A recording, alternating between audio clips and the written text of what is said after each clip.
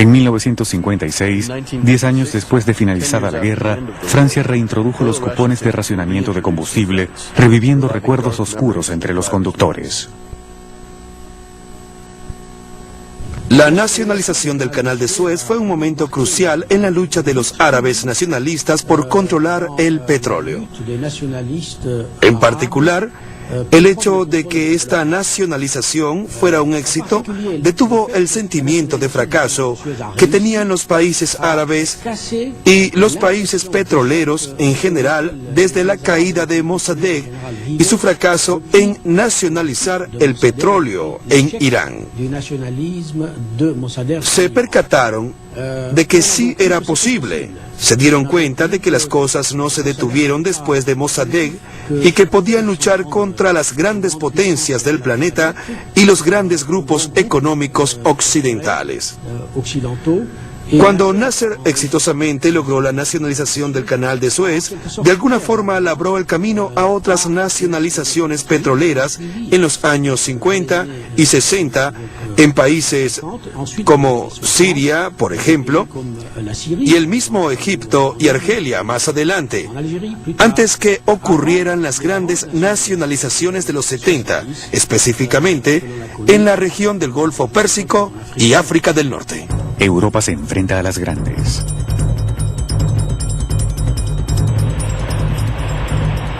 Los países exportadores en vías de desarrollo no eran los únicos que trataban de librarse de la omnipotencia de las grandes. Europa, que dependía de los suministros de petróleo de las grandes, luchaba por ser independiente en materia energética.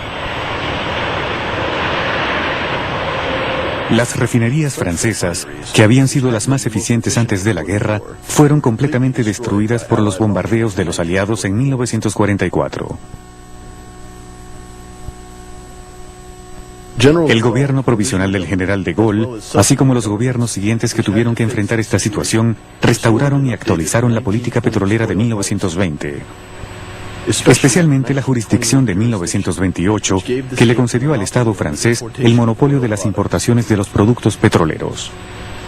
Como dijo un senador, enfrentemos a las omnipotentes compañías extranjeras. Las grandes, como British Petroleum y ESSO, que son sus nombres modernos, operaban en Francia. Tenían refinerías, estaban muy bien representadas, poseían una red de distribución y sobre todo tenían un equipo de cabildeo. Podían ejercer mucha presión. De manera que Francia necesitaba contrapoderes para no ser tragada por las grandes, cuya mala reputación en tiempos de guerra empeoró después.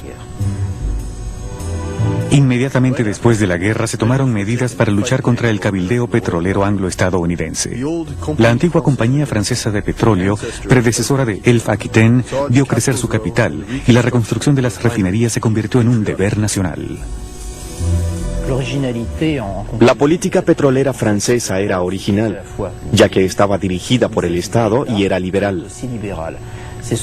Y estos dos componentes resultaban coherentes.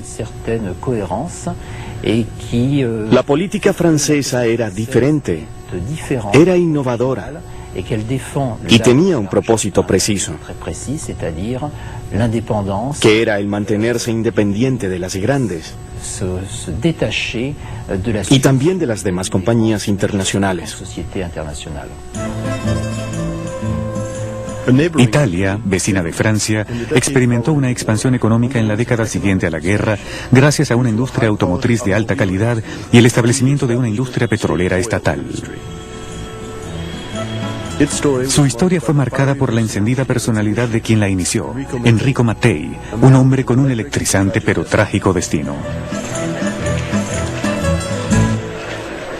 27 de octubre de 1962. Un avión se ha estrellado con 3 hombres a bordo. El piloto, un periodista estadounidense, y Enrico Mattei, fundador y director de Eni, la compañía petrolera estatal más grande del mundo occidental. Estoy completamente destrozado por esta tragedia. Con la muerte de Enrico Mattei, se ha ido un protagonista grande de la reciente historia política y económica de nuestro país.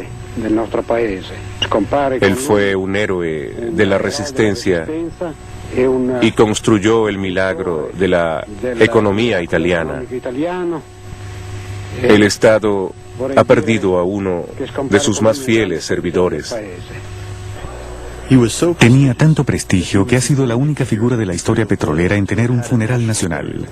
Su muerte marcó el fin de la época heroica de la industria petrolera italiana.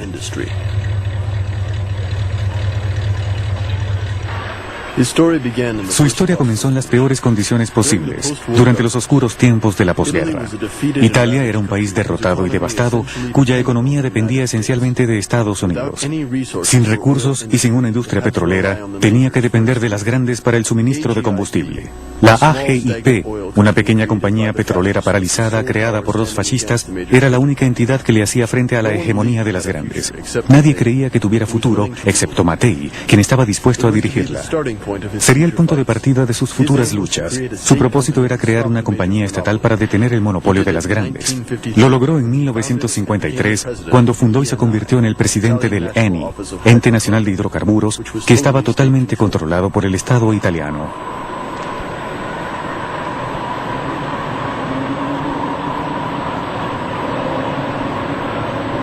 Tan pronto como asumió el cargo, tuvo la oportunidad de mostrar cuáles eran sus planes.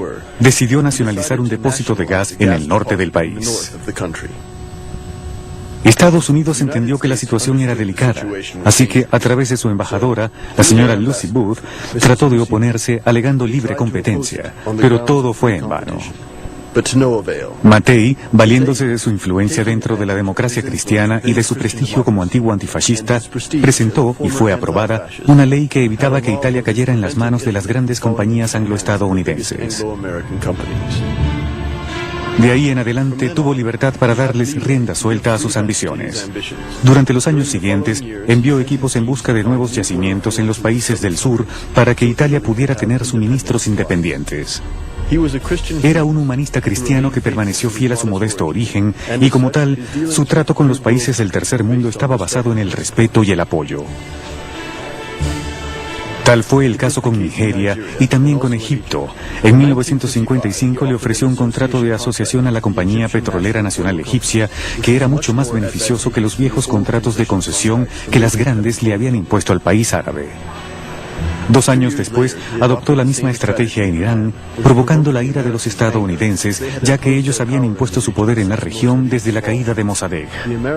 El embajador de Estados Unidos llegó al extremo de sugerirle al Shah de Irán que no aceptara este nuevo tipo de acuerdo. Aunque el Shah estaba comprometido con su benefactor norteamericano, no podía aceptar tal injerencia en un asunto nacional y así le abrió las puertas al ENI.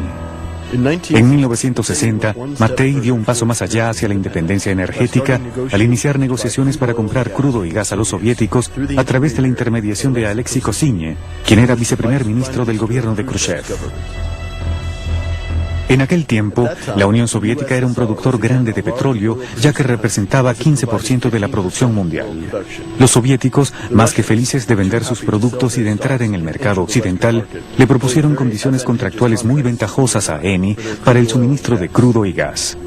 En plena Guerra Fría, los estadounidenses recibieron esto como una doble bofetada. Para ellos, Mattei era un traidor ante el mundo libre por hacer tratos con los comunistas y por competir deslealmente contra las grandes, ya que compraba productos crudos y no refinados como había sido la regla hasta entonces. No obstante, para Mattei representaba los medios de hacer realidad su sueño, darle una industria refinadora y petroquímica a ENI y por tanto a Italia, con una de las plantillas de más alto nivel técnico de toda Europa. Le tomó menos de 10 años lograr el milagro italiano.